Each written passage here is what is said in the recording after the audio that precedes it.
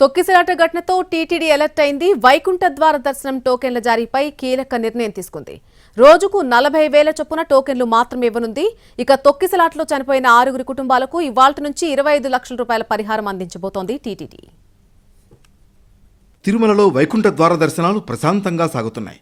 తొక్కిసలాట ఘటన తర్వాత భక్తులు ఇబ్బంది పడకుండా ఉత్తర ద్వార దర్శనం చేసుకునేలా టీటీడీ చర్యలు చేపట్టింది. జనవరి 10 నుంచి 12 వరకు 3 రోజులకు సంబంధించి వైకుంఠ ద్వార దర్శనం టోకెన్లను ఇప్పటికే జారీ చేసిన టీటీడీ కీలక నిర్ణయం తీసుకుంది. ఈ నెల 19 వరకు వైకుంఠ ద్వార దర్శనాలకు అవకాశం ఉండగా మిగిలిన రోజులకు రేపటి నుంచి టోకెన్లు జారీ చేయనుంది. రోజుకు 40,000 టోకెన్లను శ్రీవారి భక్తులకు కేటాయిస్తారు. ఏ రోజుకు సంబంధించిన టోకెన్లను అంతకుముందు రోజు కేటాయించాలని టీటీడీ నిర్ణయించింది.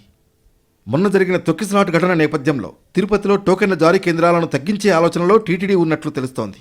గతంలో వైకుంఠ ద్వార దర్శనం టోకెన్ల జారీకి 9 కేంద్రాలను ఏర్పాటు చేశారు. తిరుపతిలో 8, తిరుమలలో 1 కేంద్రం ఏర్పాటు చేసిన టీటీడీ 94 కౌంటర్ల ద్వారా టోకెన్లు కేటాయించేందుకు ఏర్పాట్లు చేసింది. అయితే భక్తుల రద్దీ కారణంగా బైరాగి పట్టెడ, జీవకోన వంటి చోట్ల తోపులాటలు, తొక్కిసలాటలు జరిగాయి. దీంతో రేపటి నుంచి కేవలం 3 కేంద్రాల్లోనే టోకెన్లు జారీ చేయాలని టీటీడీ భావిస్తున్నట్లు తెలుస్తోంది. తిరుపతిలో శ్రీవారి భక్తులకు టోకెన్లు జారీ చేసే భూదేవి కాంప్లెక్స్, శ్రీనివాసం కాంప్లెక్స్, విష్ణు నివాసం కాంప్లెక్స్ వద్ద వైకుంఠ ద్వార దర్శనం టోకెన్లు జారీ చేసే అవకాశం ఉంది. మరోవైపు తిరుపతి తొక్కిసలాట ఘటనలో చనిపోయిన 6 కుటుంబాలకు టీటీడీ పరిహారం అందించనుంది. మృతుల కుటుంబాలకు 25 లక్షల రూపాయల చొప్పున ఇవాల్టి నుంచి చెక్కులు పంపిణీ చేస్తారు.